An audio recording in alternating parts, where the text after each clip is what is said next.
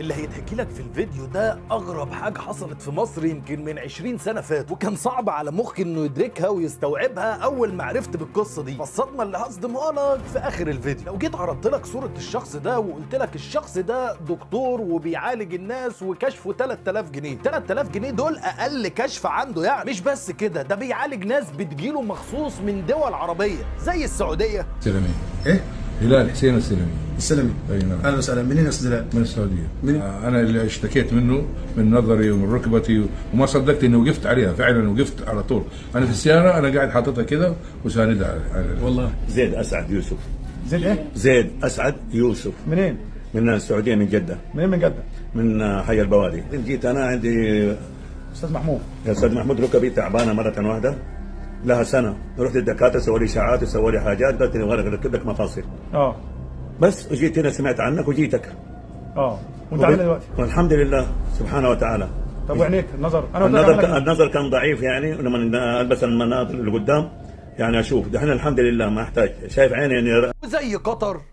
مهندس اشرف الطاهر. منين؟ من قطر. منين من قطر؟ من الدوحه. عندي البروستاتا وعندي الحصوه في المراره وعندي عين اليمين.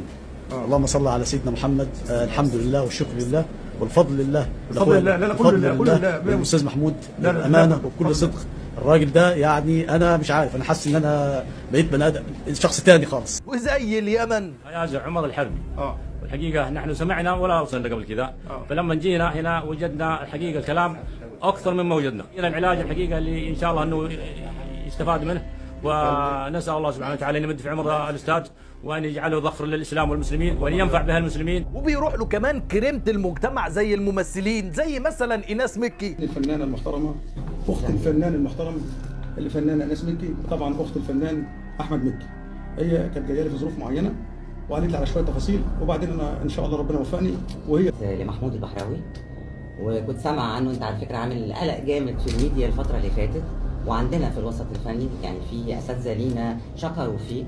وانا كان عندي الم في الفقرات، والالم ده بقاله دلوقتي حاجه بتاعت 3-4 سنين. حاله، لان محمود البحراوي انا بالنسبه لي انا شايفه ان هو حاله من عند ربنا سبحانه وتعالى. وقلت له الكلام ده، قلت له انا بقول لك الكلام ده كاخت، انا شايفه انها هبه وملكه من عند ربنا. وبيروح له ناس عايشين في ايطاليا، هم مصريين ولكن عايشين في ايطاليا واخدين الجنسيه الايطاليه. فشل الاطباء في لندن وفي ايطاليا انهم يعالجوه. نازله من انجلترا مخصوص عليا، واتكشف في انجلترا وكشف في ايطاليا، واتقال له كلام بقى ايه الظاهر والله اعلم. يا احنا ربنا فضلنا كتير قوي، اللهم لك الحمد والشكر يا رب، يا هم مش واخدين بالهم من التحاليل والاشعاعات. اسمك كريم ايه؟ انا اسمي اشرف سعيد شفتر من كفر الشيخ، وقاعد في اسكندريه وعايش في لندن. اهلا وسهلا. ايه اللي اتقال؟ ايطالي الجنسيه كمان. ايطالي الجنسيه كمان؟ محمد اخويا اللي متابعك من فتره. وبعدين انا كنت عنده الاسبوع اللي فات في روما. فقال لي روح. اللي يخليك هتتجنن حرفيا ان الناس دي بتقطع تذكره على قد انهم يجوا يكشفوا ويروحوا تاني. انت مدرك؟ تذكره فين؟ ايه؟ وريها لهم كده على النت كده على التليفون. وراجع عشان ولادك. يعني جاي لك مخصوص. انا مستغرب ان الالم اللي كان هنا راح يعني. انا دلوقتي مستغرب يعني. طب واللي في ظهرك؟ لا انا مش حاسس بضغط، مش حاسس. طيب اللي يخليك تستغرب اكتر ان في ناس بقالهم 12 سنه بيتعالجوا عند اطباء والعلاج مش جايب نتيجه. لما راحوا لعم محمود البحراوي اتعالجوا عنده. لا ده محمد عبد المؤمن، انت الله يبارك لك يا استاذ محمود. استنى بقى غالي. بياع ملابس واقف على رجلي بقالي 21 سنه. وبقالي 12 سنه انا بلف على الدكاتره، رحت القناطر ورحت بطريق بالقاس وعارف نفسه ابو 2950. حاضر يا استاذ محمود، حاضر. 2950 جنيه والله في ليله واحده يا استاذ محمود. انا صرفت دم قلبي بتوع ايه؟ جلسات، تقول لي جلسات ب 2000 وعلاج وكشف 500 انا نفسي حاسس ان انا في حلم. والله يا جماعه انا ما بقول كلام، الله يبارك له ويديه الصحه، مش هقول اكتر من كده. كان عندك ايه اصلا؟ انا كان عندي فقرات وعندي التهابات في مفاصل ونقص فيتامين د. عمك محمود البحراوي بقى بتاع كله، ناس عندها عصب سابع وما بيشوفوش حرفيا، شافوا على ايديه. رضا احمد محمد. ايه رضا حكايتك وايه اللي حصل معاك وجيت هنا ليه؟ والله انا من 14 سنه حصل عندي ان انا ما كنتش كانت الرؤيه عندي ضعيفه قوي، ومع مرور الوقت انتهت خالص. رحت للدكتور، الدكتور دوت قال لي ان انت عندك ضمور في العصب البصري، وان انت ما عدتش هتشوف تاني ومالكش علاج خالص في الدنيا. لفيت عندي دكاتره كتير، نفس الكلام اللي هو قاله لي ناس كتير قالته لي. يا رب العالمين ربنا برضو كرمني والرؤيه ازدادت شويه عن الاول بكتير. تمام. مع العلاج طبعا. مع العلاج. لو كل ده ما خلاكش تشد في شعرك حرفيا، فاللي جاي هيخليك تلطم وتشد في شعرك. من ضمن الحالات اللي عرضها عنده على صفحاته وبيروج بيها استشارية نساء كبيرة زوجها دكتور وكان مدير إدارة وحدة صحية. يا جماعة انتوا دكاترة رايحين له ازاي؟ أنا مش فاهم. شوفوا انتوا. دكتورة عبير عوض، استشاري أمراض النساء والتوليد والعقم. دكتور عبير استشاري أمراض النساء والتوليد وعلاج العقم، وده زوجي دكتور عبد اللطيف الأمير. الأمير مدير الإدارة الصحية بأوسيم سابقا وحاليا على المعاش. أنا كان عندي التهاب بين الغضروف في الفقرة الخامسة والرابعة، وبعدين أثرت علي على المدى البعيد كده، جابت لي حاجة ما يسمى احنا في الطب بنسموه سياتيكا. السياتيكا في الرجل الشمال، وكان ألم شديد لا يطاق، وكان حرقان في الرجل من تحت، في الكف من تحت. الدكتور محمود استاذنا محمود البحراوي، فجيت الحمد لله النهارده عملنا جلسه، الحمد لله ألم السياتيكا راح. شفت لي بقى اللي ما كانش بيشوف وفتح على ايديه، اهو دي ما كانتش بتسمع وسمعت على ايديه. شهد حمد عبد الموت. انت كده سامعاني؟ سامعاني كويس؟ ايوه سامعاك. عشان التسجيل. ايوه سامعاك. الف مبروك. الله يبارك فيك. الف هتدعيني في الفرح بتاعك؟ ان شاء الله.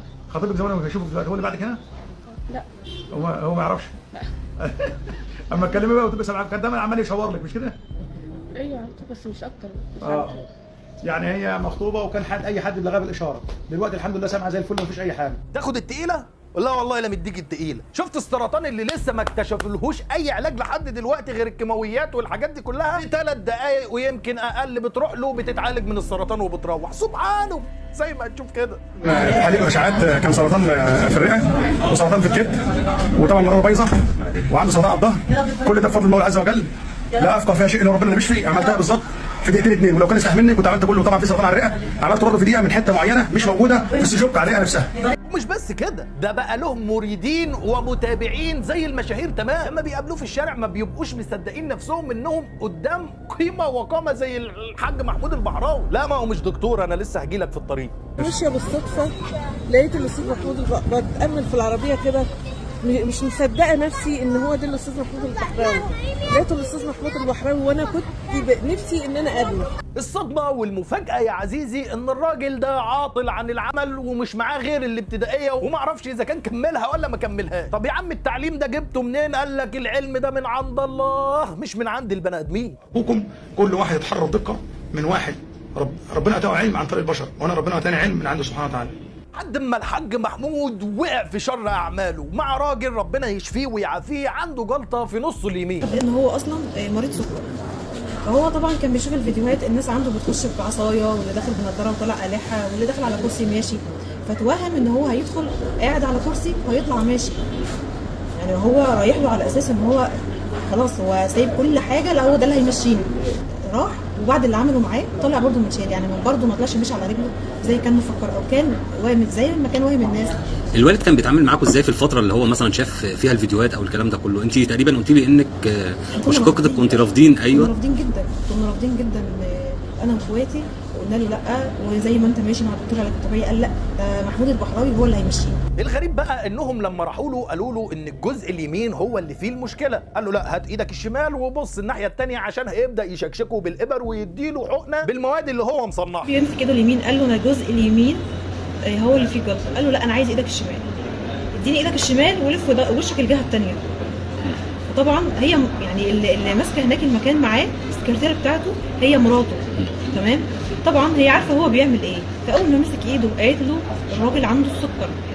طبعا كف ايده شكوا في كف ايده من فوق ومن جوه برده نفس النفسات برده، وحقلهم ايده بحاجه، يعني ده بناء على تقرير الدكتور اللي طالع من المستشفى. الراجل بدات ايده تورم بشكل مش طبيعي، فقاموا مكلمينه يا عم العلاج اللي انت عملته واديته له والماده اللي حقنته بيها خلت الراجل ايده تورم. قال لهم لا لا لا ده طبيعي بعد الحقن وهتروح مع الايام. مصيبه ان الحاجه دي ما راحتش مع الايام بل تفاقمت وورمت اكتر. فراحوا المستشفى علشان يتفاجئوا بان الراجل محتاج تنظيف، ومش بس تنظيف على ايده، لا بتر لصباعه علشان الغرغرينه ما تنتشرش في باقي دراعه زي ما هتسمع كده.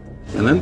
وقلت له حصل عندي مضاعفات او حصل لوالدي كذا كذا كذا كذا. ايوه تمام. ايوه وقال له ده امر طبيعي، ده اللي حصل ده امر طبيعي، لان دي حاجه داخله في طبعا المفروض ان احنا نستنى ان هي تهدى، ما هدتش، استنى يومين 3، بالعكس كانت بتسوق وكانت بتورم اكتر لحد ما لقيناها من رابع يوم كده بدات تعمل فراغ.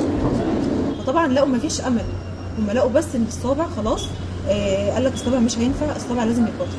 امتى؟ قال لك بكره عشان محتاجين ايكو وشويه اشعاعات علشان يطمنوا عليه. علشان بعدها اهليه المريض يقوموا بتحرير محضر فيه في مركز شرطه سمنود، وفورا النيابه العامه بتصدر اذن بالضبط والاحضار ويتقبض عليه ويتحبس على سبيل التحقيقات. لما طمنا على والدي طلعنا على مركز سمنود، حرر المحضر ضده، ومباحث مشكوره نزلت قياده الرائد عبد الحكيم درويش. تمام، نزلوا جابوه ما تاخروش. تاني يوم لقيت النيابه بتتصل بيا في تحقيق، رحت واتحقق معايا واتحقق معاهم كمان وخد 4 استمرار.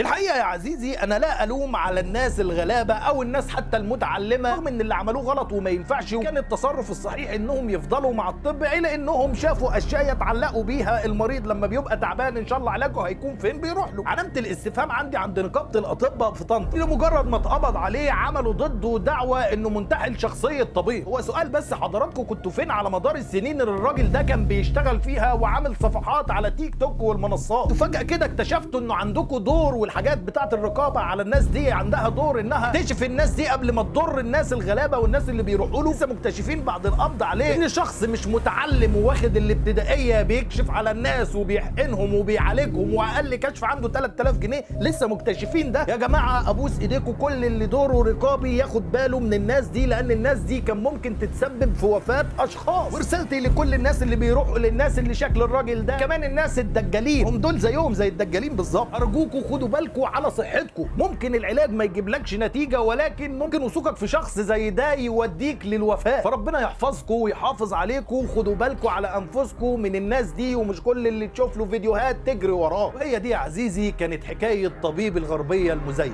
بس.